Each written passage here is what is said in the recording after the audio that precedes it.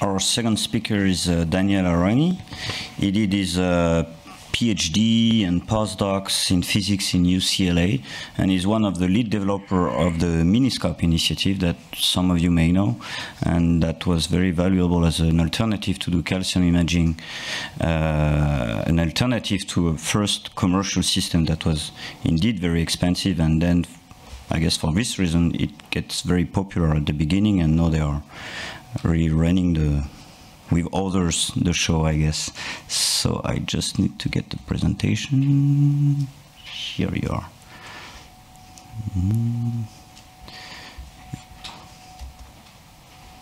Okay, thank you. And first, like to thank everyone for organizing this event and coming here, and also giving a spot to giving me and Jacob a chance to talk about open source tool development and sort of dissemination of these tools. So I'm going to be talking about the Microscope project. It's an open source project to share tools mostly dedicated to imaging neural activity in freely behaving animals. And our goal is not just to develop tools that are open source, but we want to, from the get-go of all of our design decisions, to design systems that are accessible, understandable, and affordable to the kind of global neuroscience community. So I'll talk about our system, and kind of as I go through the system, I'll also sprinkle in some thoughts and comments on open source dissemination and sharing of tools. But before I get into the system, I thought I would give a brief background and motivation for why people might want a technique like this. So on the right of this slide, I've listed some capabilities a neuroscientist might want when recording neural activity data.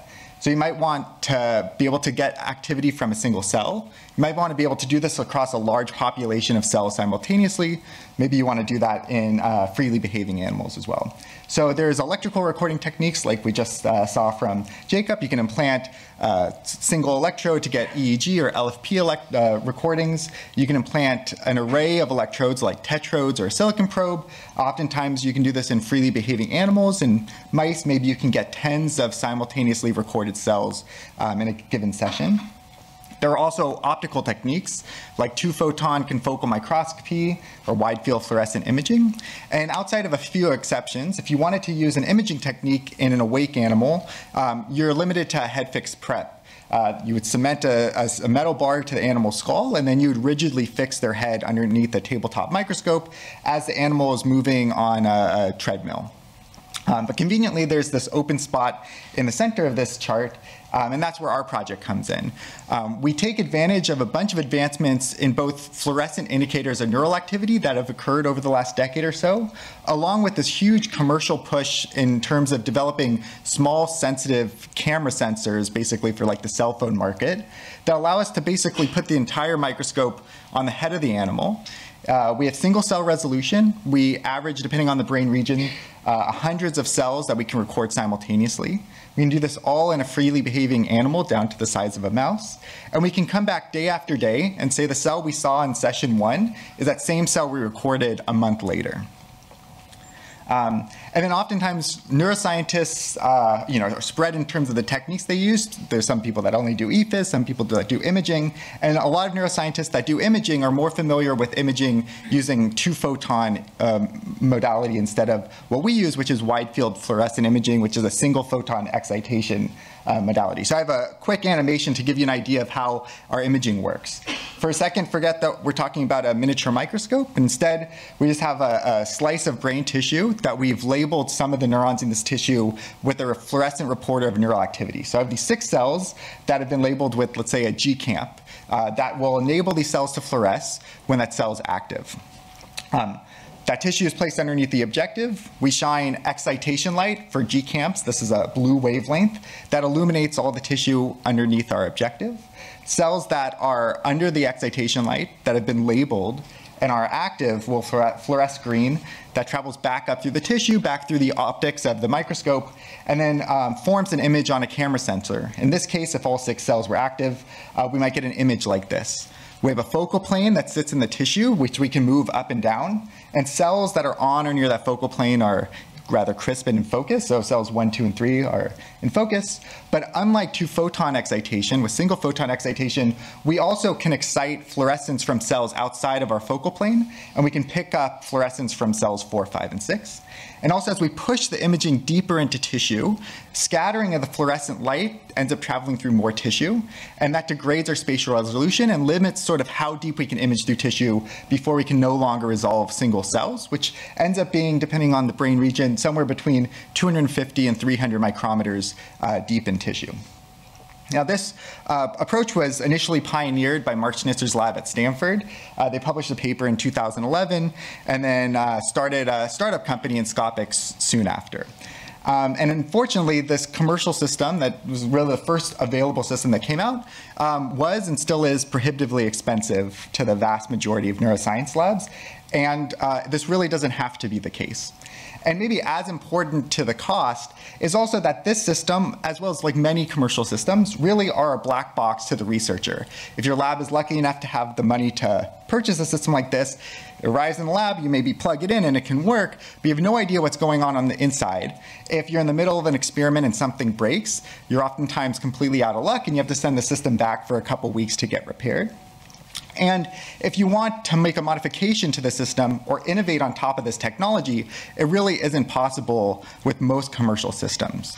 And so this is where our project comes in. We want initially to build a robust, reliable imaging platform that's understandable to neuroscientists, that can be built by neuroscientists, and that could be used in day-to-day experiments. But we also wanted to provide a base platform to push this technology forward. So for many labs, this sort of technology is transformative to the type of experiments people do. And this is only like the tip of the iceberg in terms of what we can do in terms of imaging and optical things on the head of an animal. We're working on innovating around the system in a bunch of different ways, and our base platform has enabled a bunch of other labs to do that as well. So that brings us to the UCLA Miniscope project. I like to think of our project as having two main components. So we have the system itself, which is what most people think of when you think of open source hardware, or just hardware in general. It consists of a head-mounted microscope that sits on the head of an animal. That connects to a small custom data acquisition board through a thin, flexible coaxial cable, like Jacob mentioned in their newest OpenEthos system. And that Miniscope system just connects to a computer over a USB cable. It can then stream data through our open source software, as well as some third-party software packages. It can stream in behavioral camera data, as well as synchronize with other equipment in the lab. But along with the system, we probably have put in just as much time developing a resource to disseminate our tool to the neuroscience community, which is built around miniscope.org. The website is really geared to serve two communities and sort of anyone in between. Most neuroscientists just want to use the system. And so we're not a company or organization. We develop these tools and try to make it as easy as possible for labs to build and use these tools. So for users that just want to build and use our system, we provide video tutorials of how to assemble the system, how to do surgeries, how to habituate animals to wearing the microscope. We have part procurement tutorials, and we've tried to make it as easy as possible to get all these parts. So I think 5 vendors, you can get all the parts. Now it's probably less. But along with making it easy to get and build and use the system, we also provide all the work we've done over the last few years in terms of source code, circuit schematics, 3D design files that let people that want to develop new technologies around the system have a base platform to do that. So because I think dissemination is very, very difficult to do. It takes just as much time to share a tool effectively than it does to actually develop it. I have a quick slide on sort of the effect that our investment in time has had in terms of sharing this tool. So we opened up our website and opened up kind of access to our system almost exactly 3 years ago. Since then, over 3,000 researchers have requested access to our site. This is a distribution of where everyone lives mostly. From the labs we know of, now close to 500 labs have built and are using the Miniscope. Most of them have never spoken to me. They go to the website, build the system, and are up and running. And something now like 2,000 systems have been built over the last 3 years. Since we're in Europe, I zoomed in on this plot, and we have some people in Paris. There's a lot of people using these systems in Germany and Switzerland as well. And we've had like nice consistent growth over these 3 years. See little jumps up every SFN, which is always nice for us. And then along with building this website, we also try to engage with the community. So in this case, tomorrow we're going to do a workshop here. We usually try to do 3 workshops a year that are 2-day hands-on workshops. We go through all the kind of theory behind how the microscope works, how do you do surgeries, how you do analysis, and then all the participants get practice assembling microscopes, doing the soldering, and so on. And I think over the last 2 years, we've had close to 1,000 people attend our workshops. Okay, so this gets us to the system. So this is the head-mounted microscope. It weighs 3 grams. It can be carried comfortably by a mouse. The video we're seeing is actually the first generation scope. This is a mouse walking around a little open field. The top right is the raw data streaming out of the animal. We're imaging pyramidal layers in CA1 in the hippocampus. The video has been a little compressed through PowerPoint. And then we do some minimal processing to get the video in the bottom right. So while the microscope is rigidly fixed to the animal's skull, the brain has a consistency of about jello. And so when the animal walks around, it wobbles back and forth. So we have to do some motion registration to get rid of the, to apply some motion correction to the brain. And we do a really, really crude conversion to a delta F over F, or a percentage change of fluorescence. And then all of a sudden, all these cells pop out. So this across a 10-minute recording has about 500 active neurons that we can record. A lot of people care about price, so our system is about 2 orders of magnitude more affordable than the commercial system, and I think we have done a lot of work in making the system the most usable and robust system that's available. We sort of aren't developing this to solve engineering problems. We're developing these systems, similar to what Jacob said, to really solve research problems. So my background is sort of engineering physics with a bit of neuroscience, and I sit down and work alongside neuroscientists to find out what questions they want to ask, what's important in their research, and develop tools to enable that. Working with like awake live animals is difficult enough to begin with, and developing tools that are actually usable and robust is really important, I think, for this sort of research. If you go to the workshop, we'll go over the surgery in more detail, but the general workflow is you decide on the brain region you want to image. You can image superficial layers as well as deep brain structures. In this case, this little picture is if you wanted to target CA1. You inject the virus of your fluorescent reporter of neural activity. You then come back and implant a cylindrical special lens called a grin lens within a few hundred micrometers of the cells you want to image. That lens gets cemented to the skull of the animal, and then we come back and then cement a small aluminum base plate. And so the lens and the base plate are the only things permanently attached to the mouse. And when you want to come in and image, the microscope snaps into the base plate with a couple alignment magnets and a set screw, and then you're off and recording. And when you're done, the microscope comes off, and you can come back day after day and hit the same focal depth and field of view. If you opened up the microscope, you would really see what you'd expect to see in a wide field fluorescent microscope, just everything's smaller. As I mentioned at the start of the talk, every design decision we make is so that this system can be built and modified by the average neuroscientist. So when we can use off-the-shelf components, we do. So all the optics and filters are pretty much off the shelf. The custom components like the housing, which we get machined, as well as the circuit boards, we kind of partner or work with fabrication houses that really understand our needs, so that when we share these designs with the neuroscience community, you have a company that you can go to that already produces these custom parts in sort of bulk order pricing. We'll skip over that. And then we have this microscope sitting on the head of the animal. There's a bunch of electronics, including a camera sensor. That needs to get powered. We need to configure it. We need to adjust the excitation power of our light source. We need to stream data. This could take anywhere from 8 to 20 wires. And what we found is that mice can comfortably carry 2, 3, or 4 grams on their head once they habituate to it. But what drastically affects certain behaviors is the flexibility of the cabling that comes off the animal's head. So our first system used a custom hand-braided 8-wire system that was a real pain to use. And then we spent a lot of time figuring out how to minimize the strain on the animal due to the cabling. And so what we ended up with is something that Jacob showed in their newest version, which is to pack power, communication, and data all into a single flexible coaxial cable. So coax cable is just a single conductor with some insulation and then surrounded by a braided grounded shield. So we send power, communication, and data pretty much over a single cable that gets untacked on each side of this cabling. On average, we used about a 1 millimeter diameter cable to do all this, but we can go down to 0.3 millimeter diameter cable. That's basically like dental floss coming off the animal's head to the data acquisition board in the room.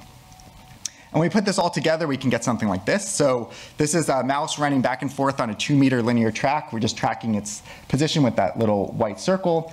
We're recording sort of monochromatic green fluorescence. But once we do our processing to remove motion artifacts, to identify cells and extract fluorescent activities, we can make this colorful video of all the neurons flashing, about 500 neurons, and then 50 of those neurons' fluorescent traces are being shown on the side. And so what's great about, let's see, oh yeah, so we did all of our initial stuff in hippocampus, and since then our labs, as well as collaborating labs, have really pushed the system to target a bunch of different brain regions. Usually whenever someone's successful hitting a new brain region, they send me the raw data and I add it to the slide. So for all these brain regions, we now are much more successful at getting clean imaging, but we really can hit a ton of different cortical regions as well as deep brain structures. What's nice about our project is that it's open. People can understand how to use it and how to modify it. So I'll show the work that we're doing to sort of push this technology forward, but I was just going to highlight over the last 2 years what else has come out of it from other labs. So Tad Blair's lab at UCLA, which I'll show a video in a second, has a rat drive that incorporates tetrodes into one hemisphere of an animal and a miniscope to the other hemisphere. David Tank's lab recently published a microscope using all the miniscope imaging hardware to do kind of macroscopic imaging in rats. There's actually 2 developments, Bastion's here and the Hoogland lab have also kind of taken the miniscope and modified it, made it much lighter, as well as made modifications to make it work better in rats. There are people that have modified our systems to make it easier to fabricate with 3D printers. In a collaboration with the Ali Pasha Vaziri's lab, we've developed a light field microscope that lets us image volumes at video frame rates in freely behaving animals. And then there's a bunch of other people using the system to develop lensless miniature microscopes to start working imaging voltage indicators, and so on. And so there's been a really great thing to see that kind of we've built a system that other neuroscience labs can really benefit from and improve. So, okay, our work, I'm going to skip over. We have a lot of projects now around the base platform, incorporating optogenetics, imaging multiple wavelengths simultaneously, adding microfluidic drug delivery to the implantable lens. I talked about volumetric imaging using light field and a few other things, including real-time processing. But in my last few minutes, I will talk about our 3 main projects we've been working on over the last year. So the first one is to make a fully cable-free imaging system for a mouse. So we spent all this time minimizing the effects of cabling on animal behavior, and it improved behavior significantly, but there's certain behaviors that still were affected by having cabling. So there's a 3-chamber social task that animals just performed a little worse than a control animal, even if they had this lightweight flexible cable. So that's one great use for a wire-free scope. We also wanted to run animals in environments you just couldn't put an animal with a cable in. So you can imagine like tube systems or very large environments can't really be run with a cabled animal. So this system uses all the same optics and housing as a standard miniscope, but you replace the top imaging board and acquisition system and computer with a single circuit board that's battery powered, images the animal, processes that data, and then stores it locally on an SD card at about 4.5 grams. So it's a little over a gram, right now a gram heavier than the standard miniscope. We can record over 20 minutes minutes continuously with the system. So something we can do with it is we can run an animal in really large environments. So this is a mouse running back and forth on a 730 centimeter long track.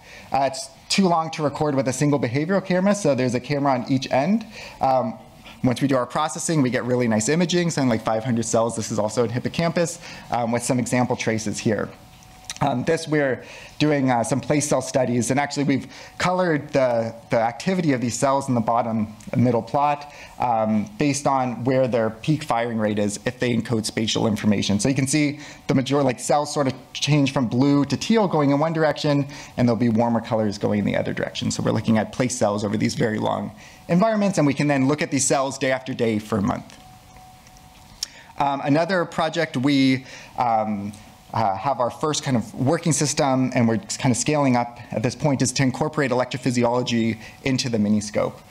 So we spent all this time getting the coax cable working, so all the kind of additions we do to the system, we would like to be able to do through the same cable and not add additional cabling. So in this case, we made this little ePhys adapter board that adds 32 channels of 30 kilohertz sampled ePhys data, all powered and communicated through the same coax cable. This system is the first animal we ever planted in Tad Blair's lab. So this is a rat imaging with this drive. This is imaging hippocampus in one hemisphere with tetrode recordings in the other. This is not nearly the best rat imaging they have or nearly the best ePhys recording, but it was the first one we had. And you can see nice theta and gamma, and we see ripples, and the recording is really nice. And then finally, starting a year and a half ago or so, we decided that we were hitting some fundamental limitations in the way all miniscopes, miniature microscope systems are designed, and we decided to kind of re-envision what a system could be from the ground up. And this is our next generation miniscope, or we call it the version 4 miniscope, which is in final round of testing right now, and then will be hopefully released in a couple months. This system is substantially smaller than the current miniscope. It's under 2 grams, so it's as light as any commercial available miniscope. It expands the field of view by a factor of 3, so instead of recording 500 cells, we should average close to 1,500 cells. It's a factor of 2 larger field of view than any other microscope available right now. It incorporates a tunable lens, so instead of manually adjusting how deep you're imaging into the tissue, you just type in a number in software and it adjusts where you want to image. The optics are fully achromatic, so we can start imaging multiple wavelengths simultaneously. It has a bunch of other advances to the design, and particularly all the things we could imagine we're doing now or we can imagine doing in the future. We've really designed the system to support that natively. This example of the tunable lens inside it. So we're just looking at a resolution test slide, and we can slide the focus up and down. You can imagine we could jump between planes on 2 different planes on different frames of the imaging, and so on. Is that it? Oh, and so yeah, the comparison of the standard miniscope, the next generation, and then we're also now working on microscopes for non-human primates. And so there we have about 100 times more space and weight to work with. And so we're designing microscopes with single cell resolution to get us a field of view of at least 3 by 3 millimeters. So there, ideally, we can start recording tens of thousands of neurons simultaneously and possibly do a bit of processing on the head of the animal and then wirelessly transmit that data so we get tens of thousands of cells without an animal being tethered at all to the system. And then as Jacob mentioned, this coax cabling is really great. It's very flexible, and OpenEFIS is implementing this really flexible data protocol to kind of attach whatever devices you have on the animal's head, send that data over the coax cable, and sort of unpack that data. And so we are working with OpenEFIS now to make kind of a central data acquisition system with their data protocol so that we can plug in their new OpenEFIS head stages or plug in our new version of the miniscope along with head tracking and a bunch of other kind of equipment like behavioral cameras all through the same DAC. I won't go into this. We have a lot of projects that I didn't mention, and it's nice to kind of, I think we're making good progress forward to kind of serve the neuroscience community. And Sure thing, thank you. So this project initially started when I was joined as a postdoc, 3 labs at UCLA, Payman Golshani's lab, Alcino Silva's lab, Baljeet Cox's lab. They were kind of the people that had this initial vision to try to build the system ourselves instead of paying a company a lot of money for 2 microscopes. And then I do most of all, the development of everything. But I can build systems that they're sitting on my desk, they work great, but the moment a neuroscientist takes it and puts it on an animal's head, of course the system breaks. So all the reason why our system works at all is I worked really closely with Denise and Tristan, who are now faculty at Mount Sinai, who would really take anything I built and get it working on an animal. And we would basically work side by side across a couple years to develop a system that ended up being robust enough for any neuroscientist to build and use without ever talking to us. And so that's it. So thank you.